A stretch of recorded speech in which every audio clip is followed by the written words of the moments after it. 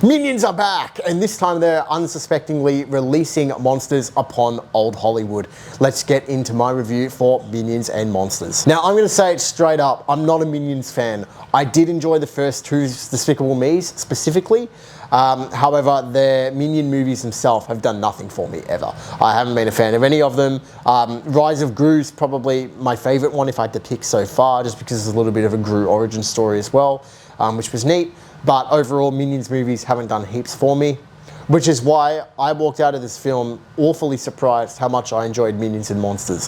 This is a really fun movie. I mean, for what it is, Minions and Monsters was a good surprise. And while the film isn't great by any stretch of the imagination, the film is just so fun that I feel like as an adult, you're not going to have a bad time watching this with your kid, whether you guys watch it with your partner, whether you watch it alone. I feel like it's just a nice movie, and it takes us back to the good old days of Hollywood very, very well.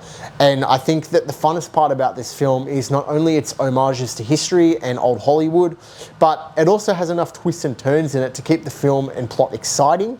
Now, it's not a perfect movie by any stretch of the imagination. However, I think it's fun enough to where a lot of people, adults and children alike, are gonna have a good time. The film just revolves around the Minions being placed in old Hollywood, and they're trying to make a movie. So they have dreams of becoming stars in old Hollywood. So they want to make a monster movie, and when an unsuspecting couple of monsters seek their chance to take over the world, they trick the Minions into releasing monsters upon Earth.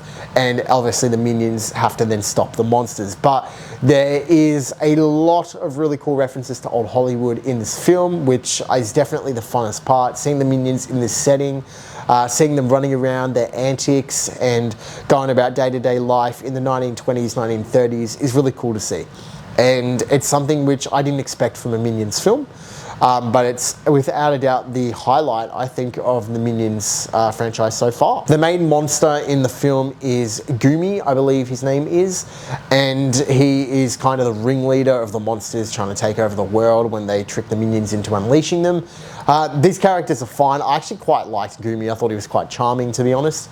I thought that his demeanor obviously it's kind of like a wink to the audience that he's trying to trick the Minions into releasing the monsters.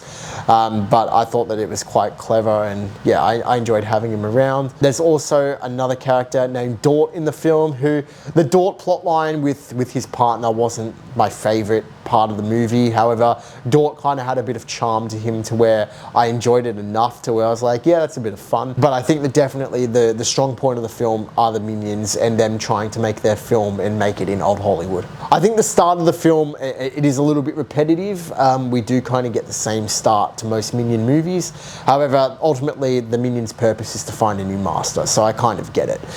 It's just something which I thought that I'd bring up. But apart from that, the movie is pretty fun. I love the old references. It's not my favorite movie of the year, obviously, but for what it is and for what I've expected from this franchise, Minions and Monsters gets a thumbs up for me. I'm going to give it a 7 out of 10. I just thought it was a fun time, and honestly, I'd watch it again. Bring your kids along. It's not as good as Toy Story 5 by any stretch of the imagination. However, I'm happy to give it a 7 out of 10 based on the fact that it exceeded my expectations, which were very low, and it is actually a fun time with some really cool references. Thank you guys so much for watching. I appreciate it always. Please like if you enjoyed the review, and feel free to subscribe for more to come. Looking forward to July, Spider-Man time. I'll catch you guys soon.